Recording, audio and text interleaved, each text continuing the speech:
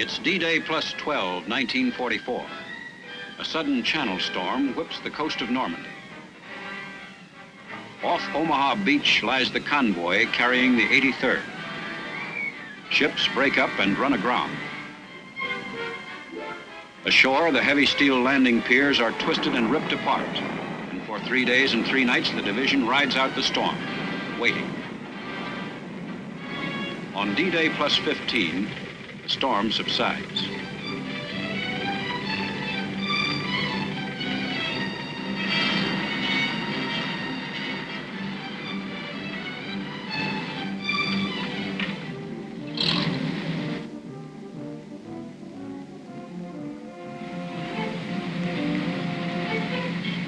Another 3 days and 3 nights pass before men and equipment of the 83rd Infantry Division finally get ashore and into their assembly area.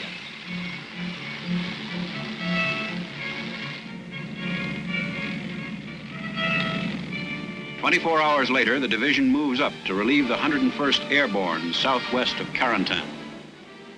They say Normandy is beautiful, but you couldn't prove it by me. I don't think any of our guys, or even the ones that came in before us, noticed it.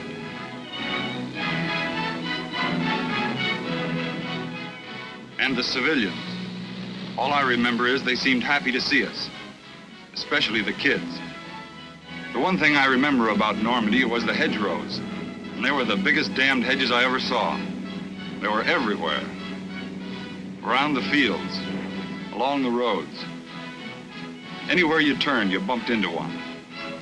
We took over the positions of the 101st Airborne on the other side of Carentan, around the end of June. Then we attacked. I can remember the day it started. It was the 4th of July. Funny they picked that day. That's one 4th of July none of us will forget. Those hedgerows came in handy for holding ground. The only trouble was the Germans were using them too. I said those hedges were the biggest damned hedges I'd ever seen, and the toughest too. Worse than barbed wire. They were more like a stone wall, only worse. You could go over a stone wall, but you had to go through these hedges.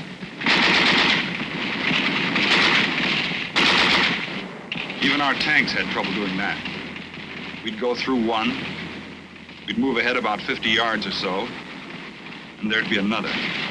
It got us. We were fighting a couple of days for a piece of ground the size of a football field. We'd finally take it, move on a few yards, and then start all over again.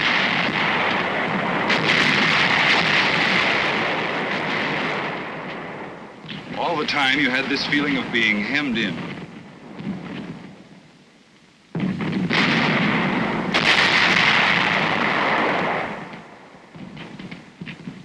It was like being in a blind alley. You couldn't move. You couldn't see.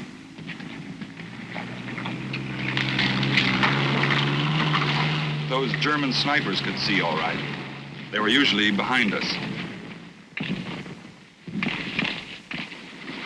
I don't know how many guys we lost in those hedgerows. It started raining. That ended our help from the air.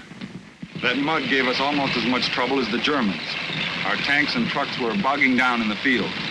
Those little country roads we had to use weren't much better. We were just beginning to get used to it. Then on July 25th, our planes began coming over. They came in waves. It looked like they were using every plane they had. The sky was filled with them.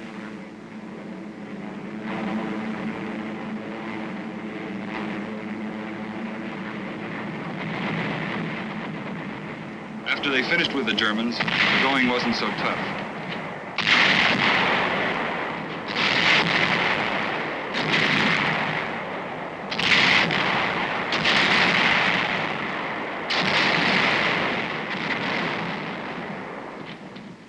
We started moving again, and we didn't stop until we were in Brittany.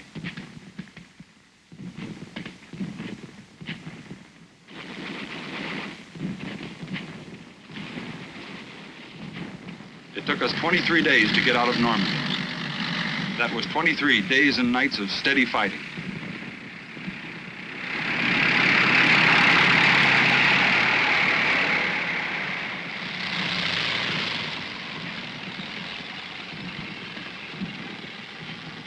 They gave us a few days' rest and we started again. We were heading for Saint-Malo. In Normandy, it was the foot soldiers. They did most of the work.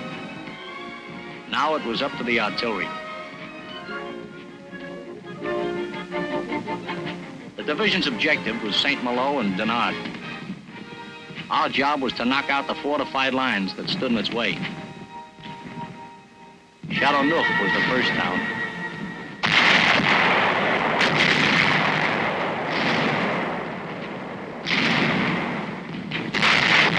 We took it and kept right on moving.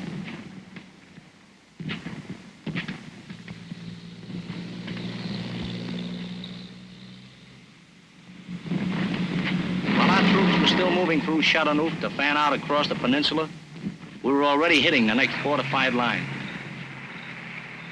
We flattened it and kept on moving. It took us 3 days to reach the outskirts of Saint-Malo. By that time, the Air Force was already pounding the citadel. We set up our guns and pitched in. The next day, our troops started moving into the city.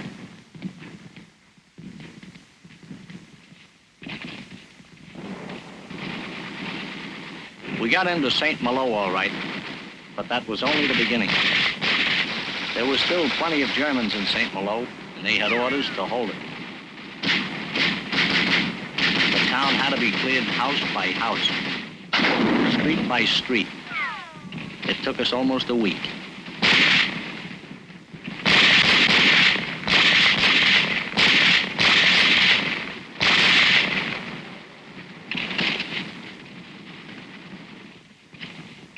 We were still fighting in the streets when elements of the division began moving on Dinard on the other side of the estuary. Our patrols were already in the city. They cleared the way. Dinard put us within striking distance of the citadel. Most of Saint-Malo was ours, but the citadel still held out. The old medieval fortress with its thick walls had resisted repeated aerial attacks and the constant shelling of our biggest guns. The situation called for desperate measures. We fired into the apertures of the fortress. That did it.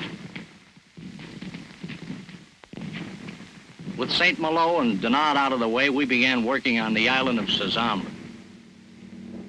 Only our big guns could reach that heavily fortified little island. The Air Force joined in.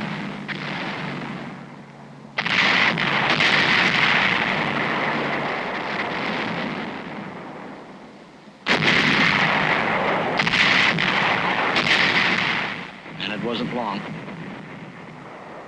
General Macon himself went out to accept the surrender.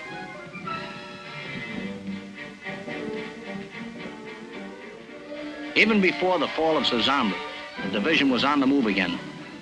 A battalion combat team was fighting its way west to help take the important port of Brest. The rest of the division headed inland. It was in the middle of August when we left Brittany and moved into the Loire Valley to protect the right flank of the Third Army.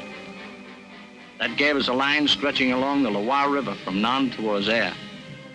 That's quite a stretch, for a division anyway. In the signal company, we had about 800 miles of open wire to maintain. We had so many circuits, we had trouble keeping track of them.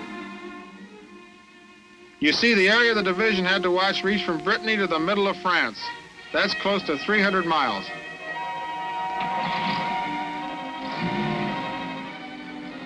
The only way it could be covered was by splitting up into small patrols and scattering them all over hell. We had to see that they had communications. Maybe you think that's easy. We spent half our time trying to find them.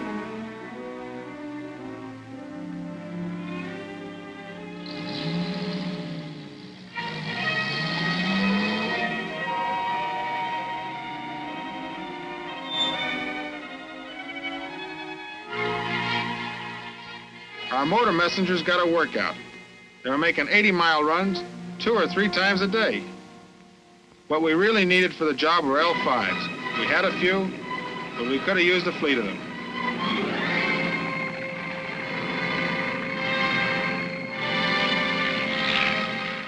the rest of the guys in the outfit, the Loire was a picnic. It was the first real rest they had since we left England, and they earned it. Funny thing about the Loire, there was almost no action there, but the division made a record bag of prisoners. About 20,000 of them, all armed and fully equipped. And we took them without firing a shot. It took a lot of tricky negotiating, but they finally surrendered at Beaugency around the middle of September. They put on quite a show.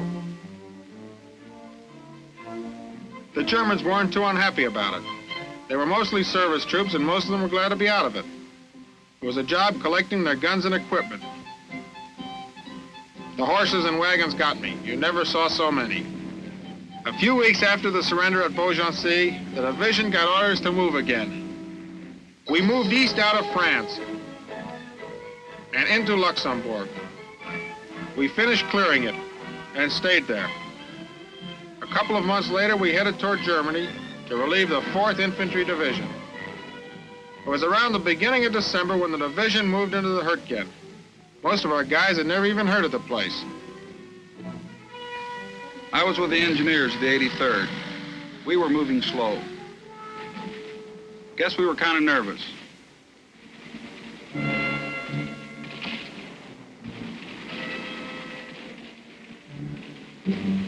You couldn't see anything, but we'd heard stories.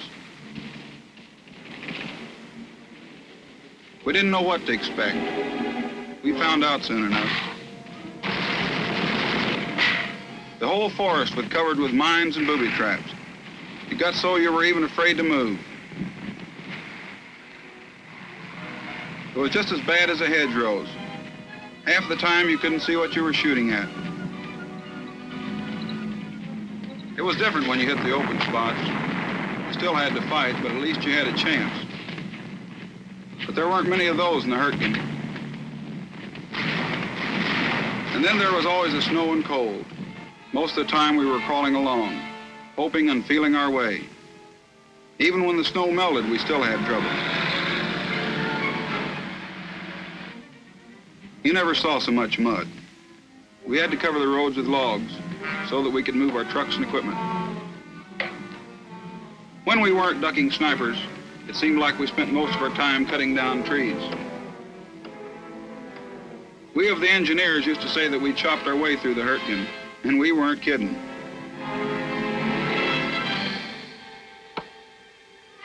If we weren't cutting down trees for roads, we were building shelters and CPs. When we first came into the Hurtgen, it was early December.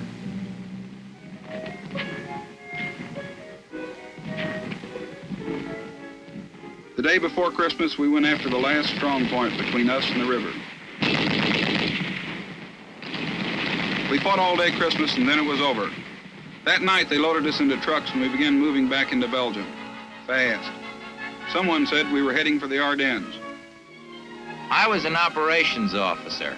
According to the books, it couldn't be done, and the Germans certainly didn't think we could do it. But we did. 24 hours after leaving the Ruhr, elements of the division were in the Ardennes and had made contact with the Germans.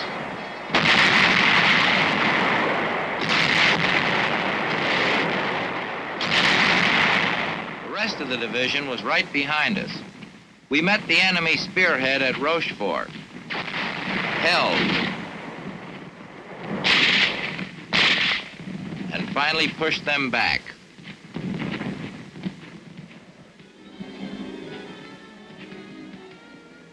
In the Ardennes, we were fighting two battles, one against the Germans, the other against the weather. It's hard to say which was the worst. We had just as many casualties from the cold and snow. Certainly it gave us more trouble. It stalled our armored units, disrupted supply and communications, and froze our weapons. There was little we could do to fight it. But in spite of the snow and cold, we kept after them. We kept after the enemy and we beat him. It had taken almost a month of steady fighting to do it. At the end of January, the division retired to an area north of Liège for re-equipping and training. A month later, the 83rd again received orders to attack. The objective was Neuss on the Rhine. I joined the 83rd in Belgium, along with a couple of thousand other replacements. Seemed like the whole outfit was made up of replacements. I guess there weren't too many of the old guys left. We met the Germans east of the Ruhr, and from there on it was steady fighting until we reached the Rhine.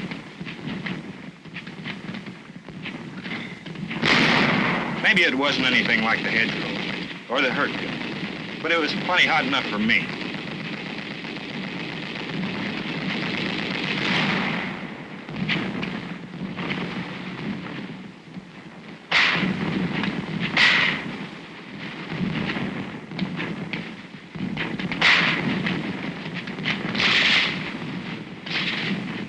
I was sure glad when we got to Neuss. We were all set to cross the Rhine and keep going.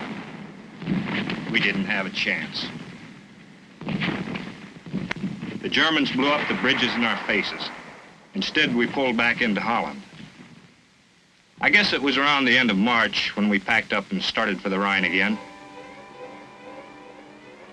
We headed at Wesel. This time we crossed. After we crossed the Rhine, the general impression was that we were headed for Berlin. That was all right with us guys in supply. We had plenty of stuff stockpiled in the rear. All we had to do was go back and get it. It would have been a cinch, too, if the division had moved along the way we expected. But they didn't.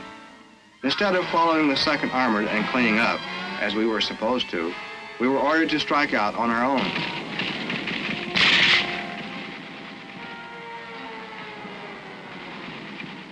It wasn't so bad at first.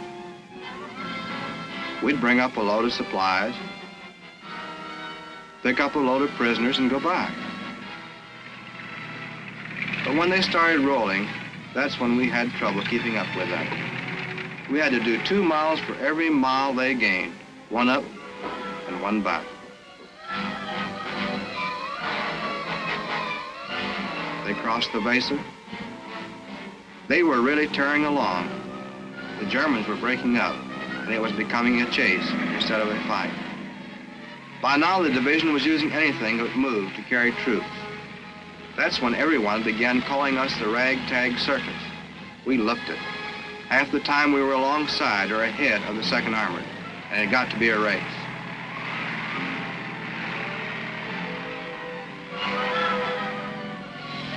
We were making supply runs of 200 miles and better. By the time the 83rd reached the Elbe, it had covered something like 200 miles in less than 10 days. We crossed the Elbe in assault boats and set up a bridgehead on the other side. While we were fighting to hold it, our engineers got a bridge across.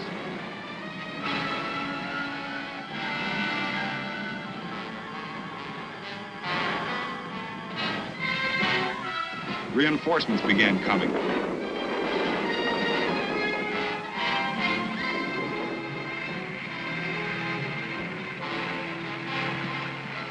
We held.